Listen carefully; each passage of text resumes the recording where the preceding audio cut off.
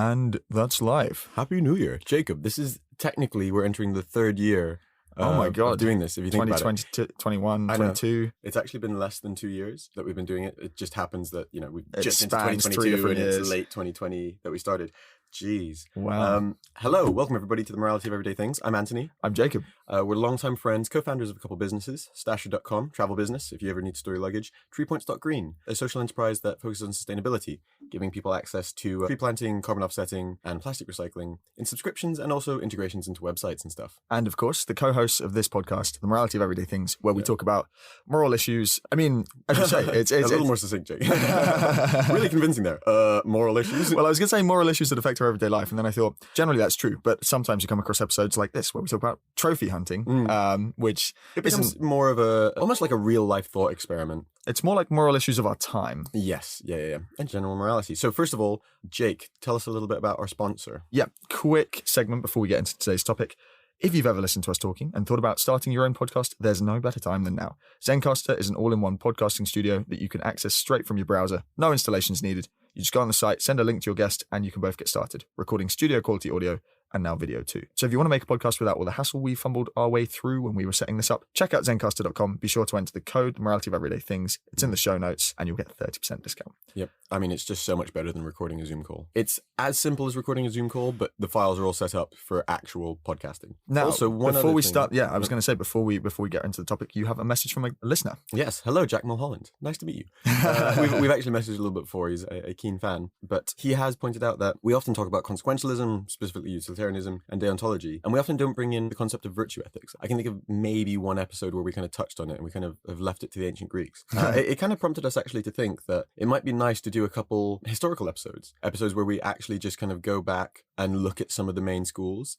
Obviously, we'll spend a lot of time on the biggest ones, but look a little bit at the history of virtue ethics, and also any other kind of relevant schools of thought that we actually may have not touched upon at all. Yeah, like maybe moral nihilism is worth at least 5 minutes time. Also, one little shout out, and we're chatting to the host about doing a collab episode, but just something that I've really been enjoying recently. Good in Theory, a podcast by a ex-political philosophy professor and current journalist. He talks through the entirety of Plato's Republic, which I personally really enjoyed. Great episode also on Francis Fukuyama's End of History. Really recommend those. Sounds like he takes on big texts and breaks them down in ways that means you can kind of listen to it. But did you read his blurb? Because that's literally it. But in a more like enjoyable fashion than just like an audiobook version. Of, I have literally. The End of History. I mean, I had a lot of time with my family. I've binged all of those while I was walking around. Let's get into it. Today's episode is actually brought to us by an ex-colleague and friend, Jamie Von Johnson, who's currently studying sustainability, some sort of sustainability masters at Imperial College. Some sort of. Yeah, I don't know the exact title. And actually they did a debate on the topic of trophy hunting. And I thought that this was fairly clear-cut, but after looking into it, I realized it's not. Yeah. The question is trophy hunting wrong? Or is it really wrong? Yeah, or really wrong. And effectively, I guess the implicit policy outcome of that is, should we ban it? Or should we do something about it? So first off, we have to define trophy hunting. And I think most people understand what it is, but this is quite funny because I mentioned it to my girlfriend this morning. I was like, oh yeah, she was like, what are you recording on? I said, trophy hunting. And she's like, why would trophy hunting be wrong? I was like, what do you mean? I feel like most people intuitively feel it's wrong. And she was like, wait, what are you talking about? I'm talking about football teams. There's so many other contexts. There's football, there's sleazy men. So in defining trophy hunting, what we're talking about is the killing of animals for sport. And generally when we say sport, it's people will hunt big game like lions, buffaloes, rhinos, whatever, behead them or take some other sort of body part that they hang on their wall mantelpiece and kind of show off the fact that they've hunted this big animal. Now, people do kill animals for lots of reasons. For food, possibly out of self-defense, to preserve ecosystems from an invasive species or overpopulation, which you call culling. But sometimes people do kill animals just for the fun and the sport of killing them. And this is the part that we're talking about here when we talk about trophy hunting. And I mean, the word trophy comes from the fact that people literally sometimes keep physical trophies, part their heads, make a rug out of them. Generally, how it works is that the prospective hunter pays a fee, a large fee, to hunt an animal, and they're granted permission to do so based on the government-issued quota for that area. So it is maintained. It's not, it's not however many people want to. They're then accompanied and observed by a guide who ensures that they make an ethical shot and help them, identify whether the animal is killable or not. And, they're trying to kill the animal with one bullet, hence ethical. I think one thing that we didn't, write explicitly, but is worth talking about, I don't know if it actually happens at all outside of Africa. Every case I'm thinking of is in Africa. I think that's Sub-Saharan Africa. Yeah, that must be the main region. I assume it might happen in, like, I don't know, maybe in Asian subcontinents and stuff. Maybe somewhere in India, etc. But I mean, one thing to consider, and we'll definitely touch on this a ton, is that Sub-Saharan Africa is obviously, in relative economic terms, economically developing, in some cases, relatively destitute. Yeah, rich in natural resources and sort of economically poor, right? So. Yes, and that will be relevant later. So when we're talking about, when Ant was kind of describing the way trophy hunting works, we're talking about when it's sort of regulated and done professionally, which means, for example as well, guides will also make sure the hunters don't kill animals that are too young or breeding. It's, in theory, it's designed in such a way that actually it's good for conservation, and we'll come to that in more detail as well. Yeah, we mentioned quotas, and we mentioned them selecting animals that aren't breeding age, etc. It's actually chosen, and those rules are set in a way to avoid the population like materially being damaged. So trophy hunting kind of came into the public spotlight, became a public issue after the death of Cecil the lion in 2015. Do you listeners remember that? It was like all over the news. It was massive. Is this a pantomime? Is there a call and response? Do you remember that? Oh, no. He's behind you.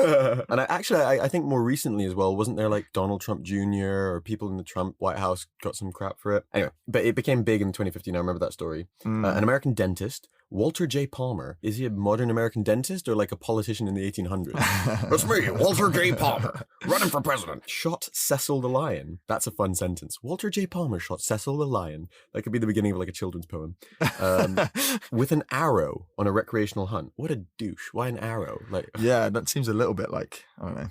Old-fashioned. Now, Jake, you looked into this, so you can tell us a little bit about it. But part of the controversy here is that they allegedly lured him out of a protected area into viable hunting grounds. And in that protected area, Cecil was actually being studied. He had a collar so they could see his movement. And he survived the injury for about 10 to 12 hours before being found again, killed and decapitated. Yeah, so this is where the case gets a bit interesting with Cecil, because Walter's defense was basically, I paid some guides, they set the whole thing up, I thought everything I was doing was totally legal. And actually, he was never charged with anything. Even the guides were never officially charged with anything because apparently the allegations against them were too vague. But what they did do, which, listen and make your own judgments, was Cecil was being studied by an Oxford University research group in this protected conservation area. These guys came along with an elephant carcass, set up the carcass as like a bait just outside of the conservation area so they could lure him into like the sort of non-protected area.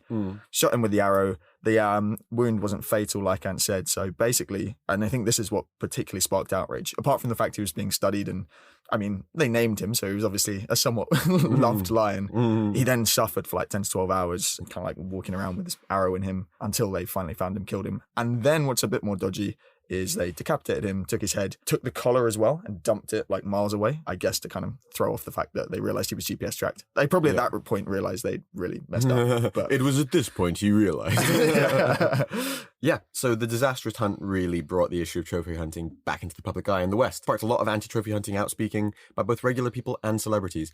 And, rule of thumb, when celebrities start posting about stuff, I just hate it. It was like the whole lockdown thing when it's like, we're all in this together. Said from your huge mansion. Yeah. Not actually doing anything to help. Sorry, carry on. No, I watched the Jimmy Kimmel video on this actually, because I remember that was one that kind of really helped blow the whole thing up. I think and trophy hunting. Yeah, well, he got quite emotional about the Cecil thing, but he was also quite funny, to be fair, because he was sort of like, he was saying, he was like, oh, I hope it's not an American who's done this. Like initially there were rumors it was a Spanish guy, and then he was like, no, it was one of us. And then he looks back at Walter Palmer's history, and Palmer actually is like, he's done loads of hunts. He's hunted bears. He was convicted of hunting a bear and lying about where he hunted it, because again, he'd done it in like a sort of in the wrong area before the Cecil case blew up. But then Kimmel was kind of like, but what is it that drives you to do this? I mean, how badly do you struggle to get an erection?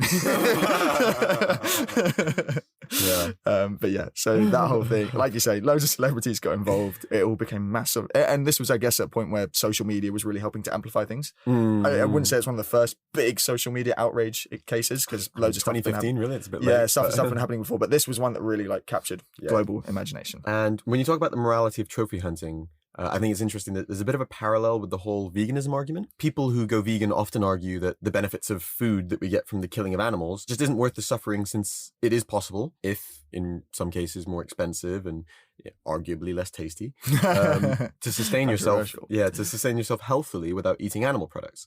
So it's a hot debate by comparison, though, because with trophy hunting, most people are kind of in agreement. Yeah, because I think, as you say, like people can kind of get their heads around you kill animals for food. There's like a trade-off of benefits that vegans aren't happy with, but people who eat meat, I guess, get comfortable with. Yeah, right? there's kind of a comfortable sort of like, oh, it kind of is a necessity.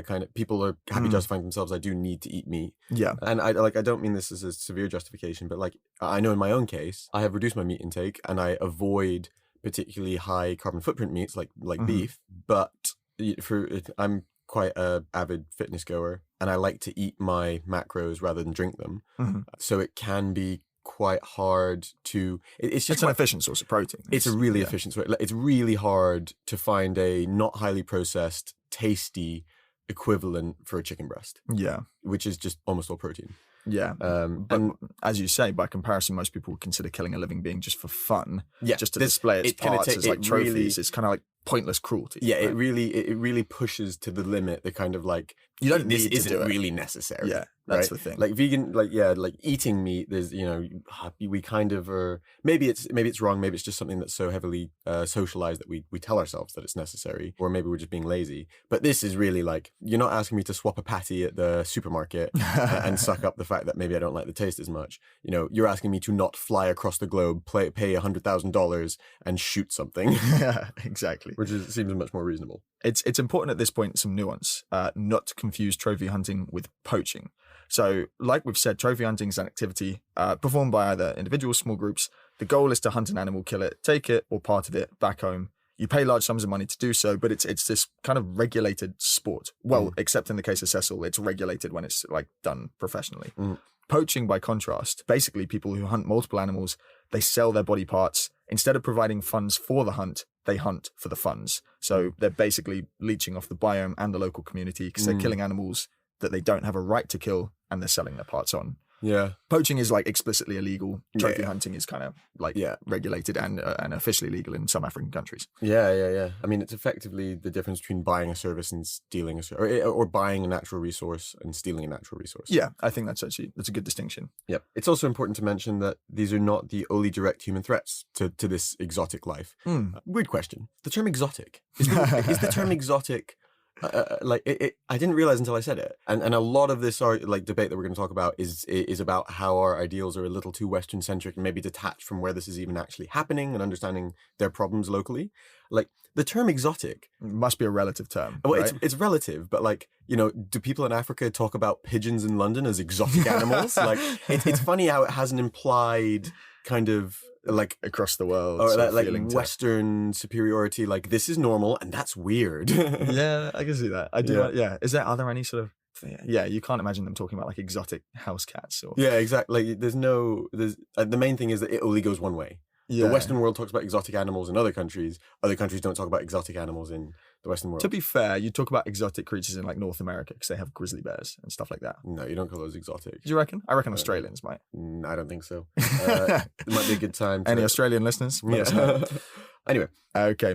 So it's important to note that and this is a really important part because part of a lot of moralistic reasoning and certainly consequentialist moralistic reasoning, it's not just enough to talk about outcomes specifically of what you're doing. You kind of need to talk about opportunity cost of outcomes. Yeah. So there are other threats to these animals. I mean, agriculture, for example, is actually a much larger threat than trophy hunters because agriculture takes up land. Yeah, if you weren't using that land to create conservation areas, there'd be a lot of pressure to find another economically productive use. Exactly, and farming probably is that. Yeah, and we'll get into that a bit later. Yeah. Okay, so as always, we like to introduce some philosophical frameworks. We'll keep this section fairly brief for this episode because this is one of those rare topics where deontologists and consequentialists tend to agree. Sort of. And, well, actually, I think the crux is... We'll get into the sort of nuance of consequential stuff. But also, sorry, Jack Mulholland. We'd already written the script before we considered, we should introduce some more perspectives and things that we talk about. But it's also a little bit of a back and forth, and this is, roughly the way that most people think, like, there are hard rules versus there are things. The deontologists basically don't offer us that much when it comes to this topic. From a deontological perspective, trophy hunting is wrong because it inflicts suffering and because life has intrinsic value. And we will come back to that because there's a debate about why we value conservation as an activity at all. Yeah. And to be fair, also, it depends a little bit, we've spoken about continent animals before on the meat eating episode. It depends a little bit on your perspective on the morality of animal life. Yeah, massively. Kant famously I believe, if I recall from that episode, said that basically are non-moral agents. So actually, the statement, it inflicts suffering on a living being could be irrelevant. It could be like, this is a non-moral issue because they're animals. So there's a little bit of nuance based on some of your premises. But yeah, I mean, okay, I get your point that like, colloquially, I think most people kind of understand that deontological perspective where like, even if it does net good, the fact is it's wrong to kill these animals unnecessarily. Yeah, which I think is basically sums up the Western moral perspective on trophy hunting. Yeah. From a consequentialist perspective, you could, on a short-term basis, say that trophy hunting is considered wrong because it causes a great deal more suffering than it does good. The pleasure that you feel in killing an animal can't really be weighed against the fact that the animal dies. The extinction of animals as well, should trophy hunting contribute to that, can have a large and often detrimental impact on its ecosystem. However, I don't think that's necessarily relevant because, as we'll come to, it's actually the exact opposite, which is where the conflict arises. Because it actually, you said that they kind of agree. I actually think that the whole point is that this argument is actually the perfect example of like deontology versus consequentialism. Like we're breaking a rule to promote the net good. It's basically a real life example of I can't remember the term. There's a specific term for the thought experiment, but it's basically the real life example of like, could we justify having a small class of slaves to make everyone else happy? Basically, can we do one really horrible thing to help everyone else? Exactly. To one or two people to help everyone else? Yeah, I think that's exactly it. And we'll definitely come to that thought experiment in a bit. So let's now look at the conservationism point, because this is the kind of crux of the consequentialist argument is you've got the short-term case of killing, but the long-term benefits of trophy hunting could potentially justify it, and certainly conservationists think that it does. So there is evidence to suggest that permitting trophy hunting, given certain regulations, can actually ensure continued biodiversity. Trophy hunting is expensive, really expensive. Like Ant said, I mean, you've thrown out figures like $100,000. Walter Palmer paid $50,000 to hunt Cecil the lion. Like 21-day hunting trips can cost more than $100,000. It's mad levels of money. It's funny to think, if you think about the marginal cost that our healthcare systems are willing to pay to, extend or to promote human life by 80 quality adjusted life years or whatever. I think by implication, it's actually the animals' lives are more expensive. Yeah, it probably is true. It probably is. So conservancies get a cut of this money spent in morbid excess. So a famous study by Angula et al. I love the naming convention of academics. Et al. Yeah. Et al. It's the rest of you don't matter. And this was in 2018. They spoke to 32 conservatories in Namibia. Really want to go to Namibia. It looks beautiful. And it actually showed that the majority of respondents to a questionnaire were in support of trophy hunting. Many of the respondents stated that they thought that without trophy hunting, they simply wouldn't get this financial support they needed to continue operating their conservancy project, i.e., promote the growth of the populations of the endangered animals. Yep, prevent the land being turned to farming and agriculture, etc., etc. One respondent literally wrote, "We rely on trophy hunting for the successful operation of our conservancy. Do not ban trophy hunting." It's like set out exactly that plainly. So ironically, the process of hunting endangered species for sport may be working to fight the protection and proliferation of these same endangered species. Yeah, and I guess it's not even really ironic. It sounds ironic from our perspective, but that's by design, right? That's the way it works. So beyond dedicated conservancies, there are also large swathes of land that act as preserves, keeping out both poaching and other human encroachments, which are a much greater threat than the animals. Really, poaching is the thing that's going to drive animals extinct more than, say, trophy hunting, because poachers kill as many animals as they can get their hands on, often in unsustainable amounts. They have no sort of regard for the sort of breeding habits, etc., and they destroy habitats to fill like human needs. So, question, just to clarify for me, I wasn't clear. What's the difference between a conservancy and a preserve? I wish I could tell you. Idea? Conservancies actively try to promote. Right. Okay. So conservancy is where they're like trying to breed the animals, and they'll just have dedicated areas that are it's just like a nature land. reserve. Right. Okay. Right. So for context, a conservancy is where there's like literally not zookeepers. It's not the right word, but you know what I mean. Like animal handlers. Yeah. You get what I mean. Who are there like taking care of them, vets, making sure they're well, trying to encourage them, showing them rhino porn or whatever it is that gets them going. And preserves are just protected land, which I would guess based on the little map that I saw of Cecil the lion, probably largely sits around conservancies to kind of like insulate them. Like to sort of pad them. Yes, got it. Okay. So these preserves are actually maintained by the money made from trophy hunters, who spend a lot of money to travel, stay, have access to land, and keep the animal after the hunt. So as we were saying, trophy hunting is a really viable source of income, but only when the animals being hunted are still around. So this means there's an economic incentive to preserve them, and that's why trophy hunting actually tends to work, because you can't that's why you have quotas, right? Yeah. Otherwise, yeah. And I mean, a really good example, you have to take our word that there's a causal link, because obviously correlation is not causation. Well, it's not all the time, but sometimes it is. Sorry, correlation is not causation, but sometimes there is a causal link that explains the correlation. You can tell that we studied economics, right? And a long time ago. Yeah. The southern white rhino, for example, was reduced to a population of about 100 in Namibia. And since trophy hunting started in 1982, the population has increased dramatically to nearly 1,000. Like I'm saying, there may be other factors that contribute to that. But I think the incentives are clear. Yeah, right? the incentives are clear. And we've taken that as a high level stat, like take our word for it, that that is largely caused by the ability to run these conservancies funded by a small amount of trophy hunting. Exactly. Now, Ant mentioned opportunity costs before. Fundamentally, land needs to be used. Nobody's going to turn their nose up at land. You capitalist. Look at you. You're too bought into the consumerist and if it's not productive, it doesn't exist. Well, let's put it another way. Land is going to be used. So the question is there a way to use the land that will prevent the local wildlife from going extinct, but that's less objectionable than trophy hunting, and that there's enough profit motive? That makes me sound capitalist again. Yeah. But can you align incentives in a way that makes that viable? This is the thing that I was talking about with kind of an imperialistic or a morally imperialistic mindset from the West to the rest of the world. We're talking about people who are, like I said, relatively economically destitute. It's very hard to tell those people, you don't get to use this land to feed yourselves because we care about preserving a white rhino. Yeah, right. Unless there's some reason for them to do that. Yeah, unless there's some other viable way of running that land. So yeah, farming you mentioned is one of the things, but the other one might be tourism, and we'll come to that. But yeah, farming is a pretty great use of land. It provides a stable food supply, stable income. To farm, though, you need to alter and control the environment, which makes it pretty difficult, if not impossible, for wildlife to coexist with it. Yeah, you can't have lions just roaming around a cattle ranch. Not a successful cattle ranch anyway. It would be a pretty bad cattle ranch, right? Very happy lions, though. And there are people who argue that tourism fits a similar niche to trophy hunting. I mean, if you think about it, trophy hunting is effectively, I don't know how much of it is domestic, but it's a subset of tourism, right? It's a type of tourism. But wider tourism has some drawbacks. You need a lot more tourists than hunters, because tourists typically will pay less than 50 to 100,000 to make the same amount of money. And you would not be able to charge basically the high fees that are associated with that specific act, the killing.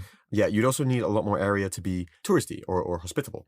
Places to stay, scenic environments with lots of wildlife for photographing. You have to make the attractions, make it suitable for retirees and overweight Americans to waddle around. And a stable environment basically that can handle an influx of tourists. And many of the places that are currently used for trophy hunting just don't have these, or actually the creation of these things would take up a lot of land that is being used for conservancy. Yeah, trophy hunting in these terms just sounds economically like the most efficient, or the marginal benefits of trophy hunting in terms of the costs, right? Yeah, it's very profitable. Yeah. I think one thing also that, we shouldn't necessarily take to be the case from people who are saying that they are pro trophy hunting. To say that you're pro trophy hunting isn't to say that you see it as the ultimate way to use that, or the best, the theoretically forever best way to use land. You could argue that maybe in some cases they just see it as the current best use of land to provide value whilst also ensuring conservation of local fauna. Yeah, because in theory, if those communities became sort of wealthy enough, they wouldn't need to provide trophy hunting. You could just turn them into preserves. So it's kind of a means to an end. Yeah. One thing I'd put in the notes actually, and it's just relevant because we work in carbon offsetting and tree planting and stuff with our social enterprise.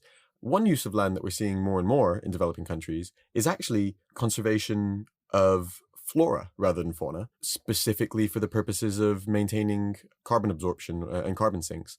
Maybe there's some sort of viable thing there where you just, you could preserve plots of land and keep them wild just to avoid loss of the natural plants and animals and stuff that are keeping it absorbing that carbon. Or I mean, the problem or the alternative is that you actively plant trees there, but that also kind of changes it.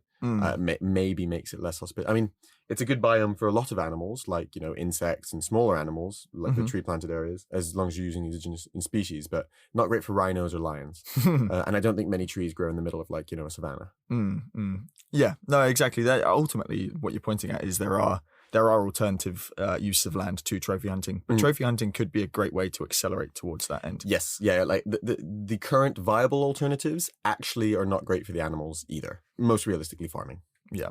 Let's talk about the cultural divide. So, for the most part, the moral outrage surrounding trophy hunting comes from Western communities like the UK and the US, both of which are moving in the direction of banning the transporting of trophy hunted animals. However, the issue of trophy hunting is actually most relevant elsewhere. Like we've discussed, it mostly takes place in African nations, which are rich with exotic megafauna and dangerous predators. So there is a case to be made that people in the West getting outraged at trophy hunting are kind of, they're misguided and uninformed of its benefits. They see the kind of like gore of an animal being hunted and they're like, wow, big cuddly lion, that's really like nasty. But they're kind of wading into an issue that's not really relevant to them. What do you reckon? Or perhaps that they kind of miss the context to understand. Sure. I think that's fair. So, like a little bit of context. My mum is originally from Eastern Europe, and I think it's interesting. I'm not relating Eastern Europe to Africa, but even in that context, I can't think of a specific example. But like certain moral issues, I think it's funny seeing the kind of moral perspective difference between people who have who are in more like dire economic situations and the kind of decisions they have to make. And What's an example?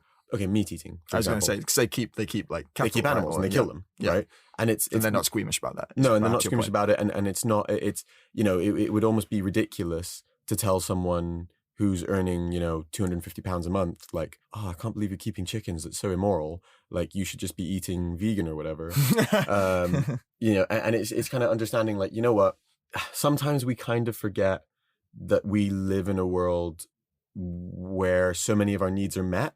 Yeah. That we can start to think about those kind of things. And don't get me wrong, that's a great thing, right? But you need to remember appreciating the relative privilege. Yeah, you need to appreciate that. So, I mean, another really good example is, nonviolence, for example, right?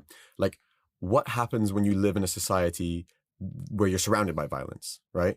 Do you need to be like do you need to take the high road and turn the other cheek, or do you need to defend yourself? You only have so many cheeks. I know. And I mean, like, I don't know, I can't give a specific example of that, but like, I think you get my point that like, sometimes necessity overrides ideal morality. Yeah, and I think what makes this case is, so there was an open letter signed by representatives of several African nations, including Botswana, Namibia, Zimbabwe, which I think have all legalized trophy hunting and more.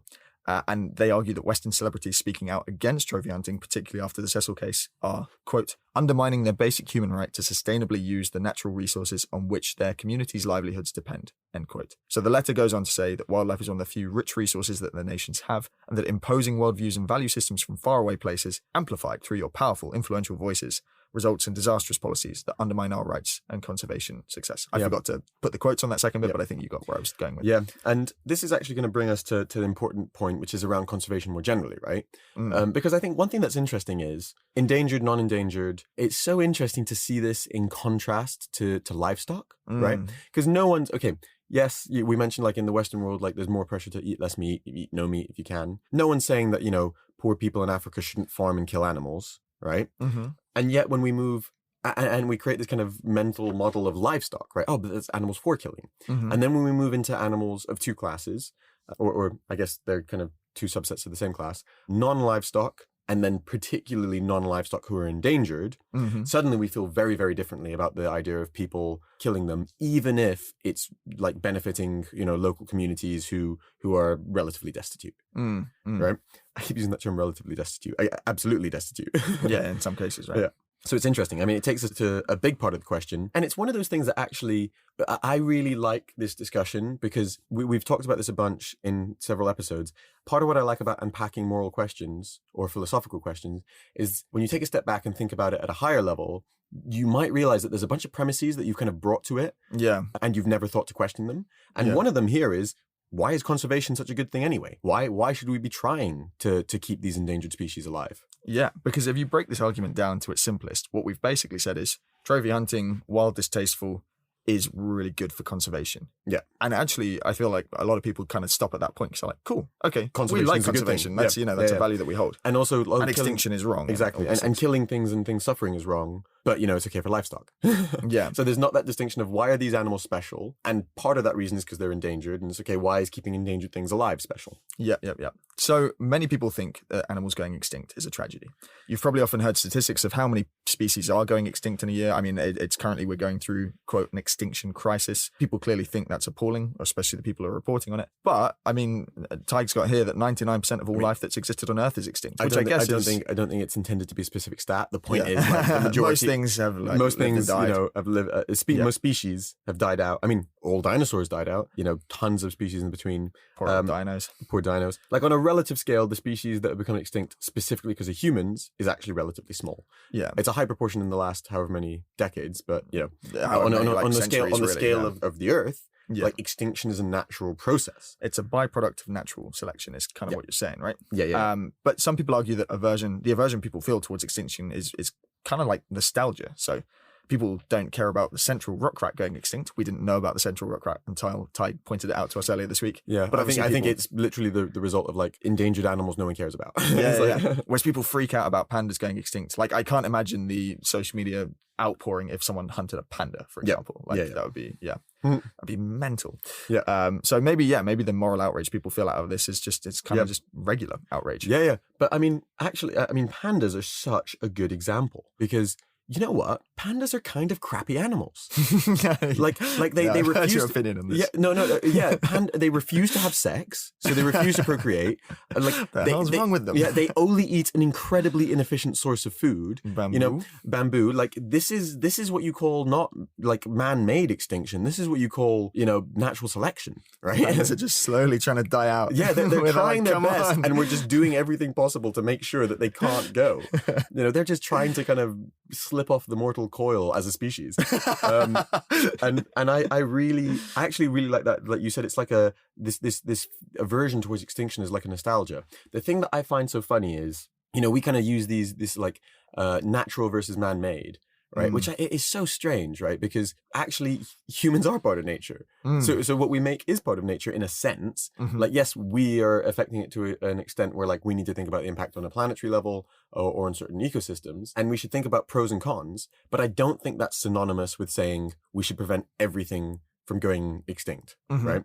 And some partially because it's a natural process, and I don't really see a good reason why we should take a snapshot in time around this sort of multi-100-year period where humans are suddenly industrializing to the point where we're impacting the world so much, and say this is how the world should be forever, and we should do everything we can to keep it that way. I mean, in some cases, take for example certain I'm being provocative. I don't have a strong feeling on it, but like take some of these sub-Saharan African animals. Like, is there a particularly compelling reason aside from the fact that aside from this kind of snapshot nostalgia argument as to why the white African rhino should be preserved? Like, are they super important for some part of the biome or something? Or is it just a symbol? Well, I could give you two reasons. I was thinking about this, and I think The little birds who sit on their back.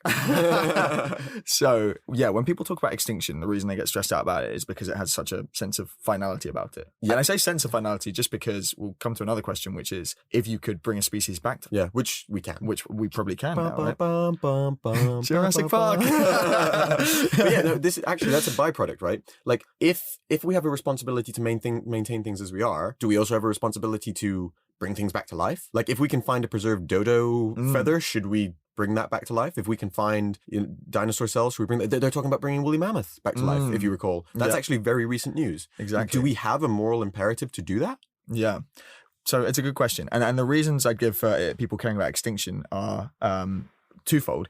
One, there's the sort of human-centric argument around conservation that basically says when an animal dies out, it has like knock-on effects on the biome that some So we can predict and some we can't predict. Is this the unpredictable argument? Yeah, some we can and some we can't. The don't know, but predictable that's- ones, but that's- like it sort of changes the nature of environments. Okay, so it's unknown unknowns. I feel like that's a weak argument, right? Because you could say that about any novel activity, right? And it's not a good reason to never do anything. Should I take this other road home, right? There are unknown unknowns, right? Like, No, but that's a bit different. Like, should we let rhinos die out? And okay, fine, like, fine. But you get what I mean. Like, that wasn't a good example. But okay, should I try this new food? I could be allergic to it and it could kill me, right? But I mean, like, you kind of need to take the chance of that being the case in context of wider study. Like, I haven't studied the impact of the rhino on the biome, but like, do I actually think that the sub-Saharan African biome is going to collapse if rhinos disappear? Based on the fact that there are only 100 of them, probably not. There's 1,000 now. They Yeah, built them yeah, back. yeah. But your point is taken. Like,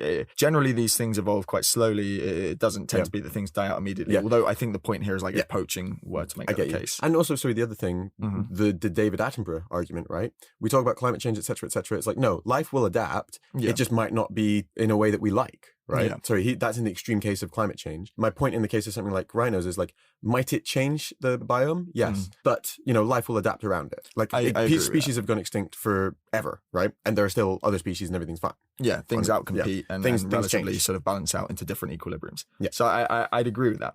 So I think there is a moral argument to be made there. That's the one people tend to resort to. I think more persuasively, but this ultimately is just like a question of values.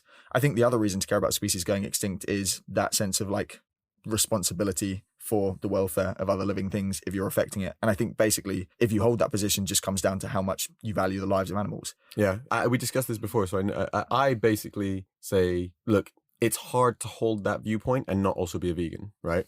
Because I don't really see an in-between where you say that and don't value it enough to not kill and eat, right? And have this distinction of livestock versus other animals. Not necessarily though, because we did, when we did our veganism, we did draw like the categories sort of point. Yeah, right? yeah. We were like, and it's not like chickens are at any risk of dying out. There's a sort of finality to like killing off rhinos that's like, okay, so you're talking at a species level, not an individual animal level. There's like a respect for life. Yeah. Talking at a species level. I don't know. That feels like one of those vague things that sounds compelling but doesn't actually mean anything. Like what does that mean? Well, as in like it's just a way of encapsulating the value that you care about living things, right? So if we care about living things and our actions are causing them to die out, but that's the reason that gives us responsibility. But how is that an answer to the question, why do you care about preserving living things? You're just restating the titular statement. You're saying I care about living things because I care about living things. I'm asking why. Why? Because they're sentient and have moral value. I mean, you fundamentally you kind of come down to that that axiom of just like I care.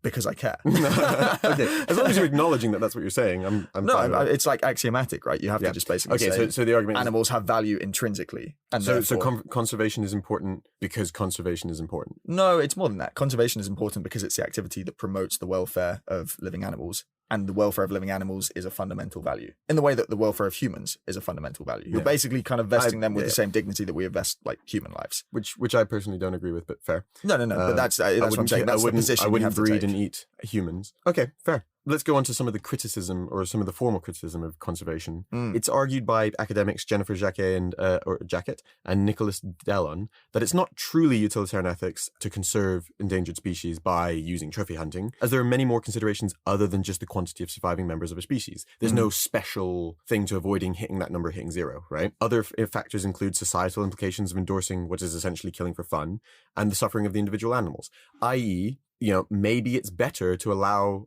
some animals to die out than to support, have some suffer, than to support the kind of sponsored, paid suffering of a few, right? Yeah. Maybe that's not a moral price worth paying, even doing utilitarian calculus, especially if you're not putting any weight on the value of not hitting zero. And I guess the point there is it's quite barbaric, right? Like the example we said we'd come to was if you had a class of slaves that powered a city and made everyone happy, would you permit it? Or perhaps a better example is, would you let a billionaire hunt children? Well, we'll come to that because I like that thought experiment. It's probably not a bad time to do it, right? I think, one thing just on the point that Jennifer Jacquet and Nicholas Dellon made, and this is kind of relating to what we were just saying, a little off script, talking about why do we need to preserve things.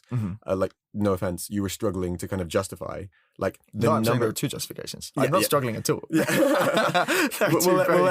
let listeners. No, but I mean, there's a difference between having to and them being good, right?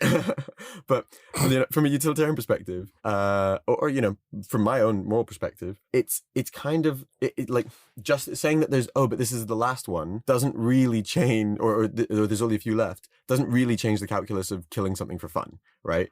So for example, it's not because in raw numbers there's a ton of chickens in the world that it's okay to kill chickens, right? And it likewise, it wouldn't be, if there were too many humans, we wouldn't be like, well, it's okay to kill them now because there's too many of them, right? Like the number just isn't really relevant. That's not where the morality of killing and making it suffer is coming from. Do you agree with that? Because I think in terms of like practical conservation, there does hit like a sort of tipping point beyond which you can't. No. But okay, the point is, right? And to flip it, you've got culling, which is actually like a sort of endorsed practice just to keep areas like. Yeah, but that's an argument that's kind of separate because then you're considering a net benefit or a net loss, right? So you're not doing it. You're not saying. But when we're talking about trophy hunting, we are talking about a net benefit. Yeah. But I'm talking specifically in the context of, is it worth preserving a species, right? So what I'm effectively saying is, let's say that it was neutral, Mhm. Let's say we were talking about this and it was a neutral impact on the population, Mhm. right? And the money was just going to the local community, and that was the argument for the net benefit, Mhm. right? Would you then say like, well, it depends on how many of them are left, how moral it is? Why does it matter where the money's going? Because otherwise the argument is, well, I'm net promoting the population despite the fact that this action is reducing it. I'm saying if the benefit is somewhere else, right? It's just independent from the number of animals that exist. You could still, I guess, point to the same positive outcomes to local communities, which in some ways is the argument for trophy hunting. But I mean, It's just like okay, let me change it like this. The benefit is only going to the community. mm, What is the number of animals, like, out of however many, from 1 to 1 billion, where your answer would flip from yes, this is okay to no, this is not okay. This animal is too endangered to do this. I think the problem with that is that it's not just about the number anyway, because I think you'd So still you agree that it's independent of the number of animals that exist? maybe because I think you'd still like even if there was thousands of elephants, which I think like elephants are fine. Elephants are like relatively not that endangered, Yeah. and they still get trophy hunted. So Yeah. I think, or do they actually? I don't know. I probably fact check that. The problem, and that's what these guys are saying. The problem isn't the number that exists. The problem is it's wrong to kill them. Well, in their argument, yeah. Anyway, Which people describe as an economical argument. Rather yeah, than- people often position. Sorry, that's an ethical argument, and the flip Oh, side sorry. is Yeah, economical. Yes. they describe other people's as an economic You got it. argument, like I was just saying, rather than an ethical one, and it ignores actual well-being. An interesting parallel to consider, and this is the thing we're talking about, right? There's a famous book, The Most Dangerous Game, where a bunch of billionaires basically hunt people on an island. Right? I haven't read that. Do you know who wrote it? No, but it's in my Kindle, so I'm Nice. going to read it soon. And if you imagine some rich lunatics were willing to spend immense sums of money to support communities in exchange for being allowed to hunt people occasionally, would we ever consider that ethical? Like, if It's kind of the Hunger Games, right? yeah. I mean, like, if a billionaire was like, I'm going to run the Hunger Games, and yes, I will kill a couple people, but it will literally support, the rest of their family forever, right? Mm. Or like, if you get some rich old pervert who's like, I want to buy your children to, sexually abuse them, Ugh. but I'm going to pay 1 billion to your community, like some outrageous sum, right? Is there any number that makes that okay? And it's really just an articulation of the small number of slaves to power a city. And the only thing that makes that different from trophy hunting is, I suppose, how much you value the difference between human and animal lives. Yeah. Right. Yeah. Which is, I mean, fundamentally, I think, there's an intuitive difference between humans and animals. Mhm. Maybe it shouldn't be as distinct as it is, but that's why we kill and eat animals and don't kill and eat humans. I think one thing that's really interesting to kind of bring into this that helps articulate a way of thinking about it. I know that like Rawls's perspective on justice as fairness and a policy is only as fair as it impacts the worst off is more about political theory than individual moral actions. Mhm. But I feel like there's kind of a parallel here where it's like a way, a good way of avoiding this sort of problem is to say like, okay, you can only do negative things insofar as it also benefits the people who are getting the negative, like who have to endure that negative thing, right? Mm. So like, okay, a man has to work a job they don't like, but that's how they sustain a family that brings them a lot of joy, right? Mhm. They are getting some balance for the negative thing they need to endure. That was very kind of 1950s, kind of, patriarchal, but you get my point, right? Like maybe a way of setting a line on this is like, it needs to be to the benefit of everyone, including the person who has to take that cost. Which you can't really say Yeah. for trophy hunting because the No, animal because the takes animal the just cost suffers. dies. Yeah. Well, but I mean, actually, in But it fairness, you say that. I mean, this is probably affording animals too much rationality. But think about sci-fi movies like I saw Interstellar over Christmas. Overrated movie, decent movie. I like. But like a lot. I don't like the ending. Well, yeah, Love the planet with the waves. yeah. That is so cool. awesome. Part of the thing there is that scientists are like, we're willing to give up our lives to try and extend the species, right? Mhm. What if a lion had the rational understanding? What if Cessa was like, guys, I'm going to take this I'm one. taking this one. This is me making my sacrifice to promote my species, right? Like, but I mean, like in a weird way, I could see a human saying that. If there was a rocket, well, I like that movie Don't Look Up. If there was a rocket that you had to guide into an asteroid and it was the only way to save the species, I think there's a lot of people who'd be like, I am willing to make that sacrifice, Yeah, right? yeah. And in this context, we're literally talking about making a sacrifice to preserve a species. Mhm. So maybe it's not that unreasonable. Yeah. It's just hard to imagine animals being able to articulate that. Yeah. Or have that thought process and articulate that desire. And but likewise, I don't know, this is like the limits of markets, right? Like I can see lots of people in impoverished scenarios who would be willing to give up a kidney or even willing to be killed Yeah. in order to like support their family forever, or, move their family from like destitution to relative prosperity. That definitely happens. Doesn't mean right? that we should allow it, right? Yeah. And actually, effectively, that's the price that people are taking when they, for example, get into crime and are doing horrible things like killing people to try and provide for their family. Coming back to the notes, I think the position of supporting trophy hunting is somewhat human-centric. The allowance of regulated trophy hunting often falls under the broader umbrella of payment for ecosystem services. The general theory is that people in wealthy urban areas will pay farmers and conservancies and the like to provide ecosystem services. Yep. Things like ensuring the quality of water, carbon recapture, aesthetic preservation, and the conservation of wildlife. In turn, these economic services trickle down to the cities, making the money they spend worthwhile. Ecosystem services, no. Yeah. Yes, ecosystem services. Sorry. So, we export carbon offsetting, for example, to places where the projects can be run much more cheaply. Mm-hmm. Many argue that while this may function as a way to incentivize the preservation of the planet, it's also basically a commodification of nature. And lots of people think that nature should be preserved for its own sake, so commodifying it is kind of wrong. But I think that view feels fairly optimistic. It's it's the tragedy of the commons, right? It's an idealistic argument, not a practical policy perspective. Yeah. I mean, humanity's in general acted in loads of ways in which people act in their own interests. Tigers, but here, that's why we're on top, top of the food chain. Yeah, take that, lion.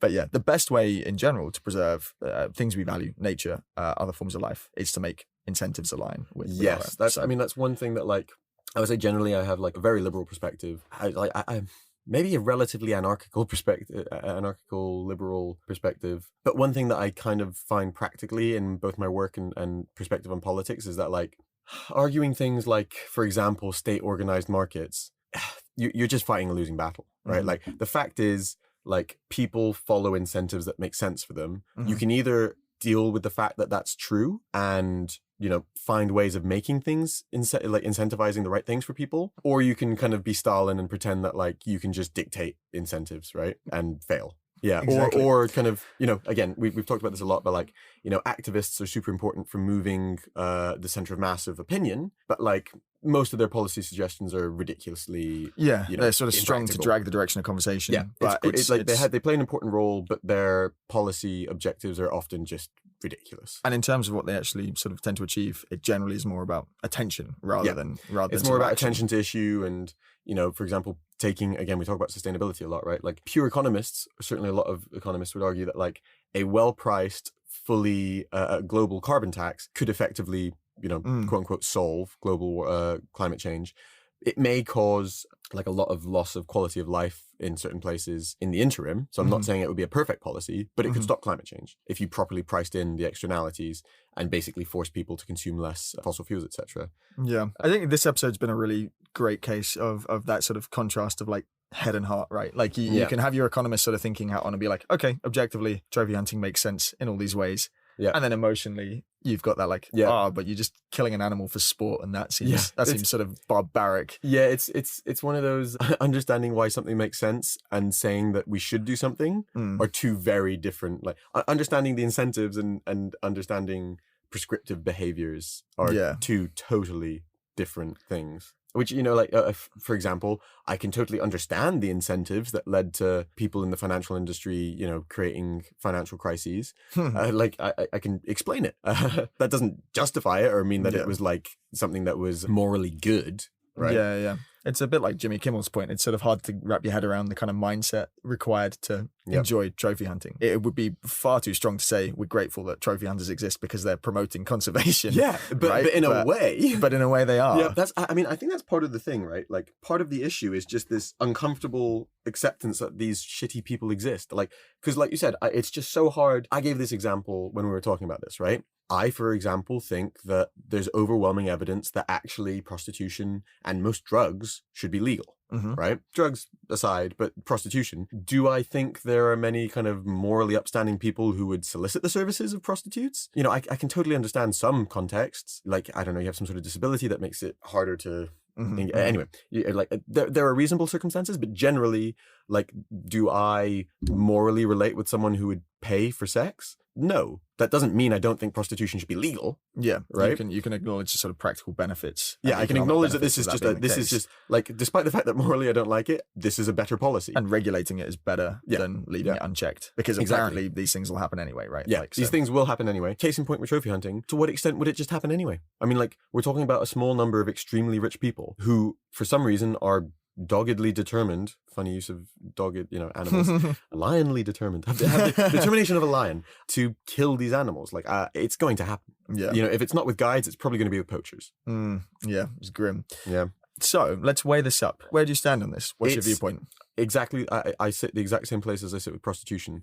It should be legal, but I struggle to describe the people who want to do it as anything other than morally reprehensible.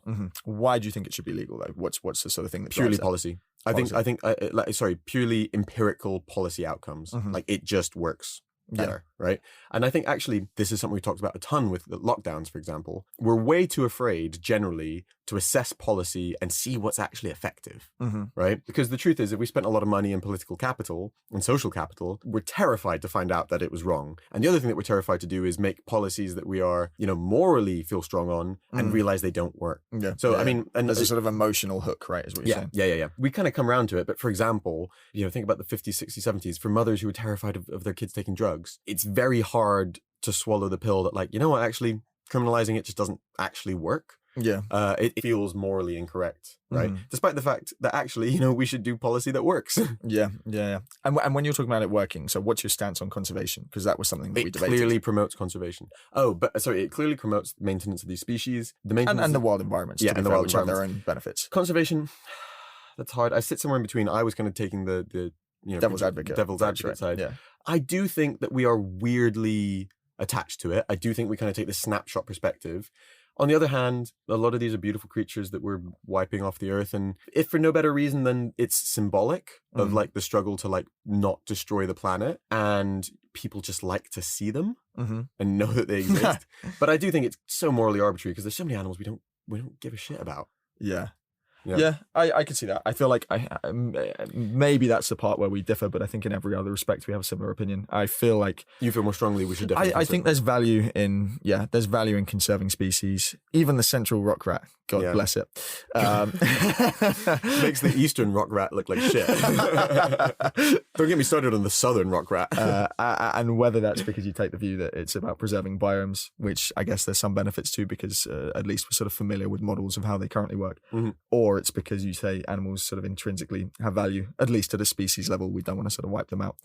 I see value in that, but I think you're right. I mean, economically, this is clearly a policy that makes sense. My hope is that you can generate enough sort of wealth from this to build up more sustainable forms of promoting these conservancies and maybe and at some point communities. they become little safari parks or whatever. And like, okay, that's also not great. It's not true nature semi-nature for them, but like it's better than killing them. Yeah. Right. We do need to roll. Thank you for listening. Thank you to everyone who tunes in Sports Show. Thank you for leaving reviews. We love to read them. I really appreciate that. Thank you to the Dream Factory in Shoreditch for hosting our studio. Thank you to Jack. Feel free to message us, everyone. If you message us, suggest an episode, etc., we will read it out. We read every message. You can reach us on Facebook. You can also email us, Anthony@stasher.com, Jacob@stasher.com, or through Instagram, etc. And we have a meme account. It's great. Also, we haven't mentioned in ages, we do have a Patreon. If you want to support the show, it helps us fund the production, and then we may not have to do ads if we get enough supporters. But yeah, thank you guys. Thank you guys for listening. Take care and see you next time.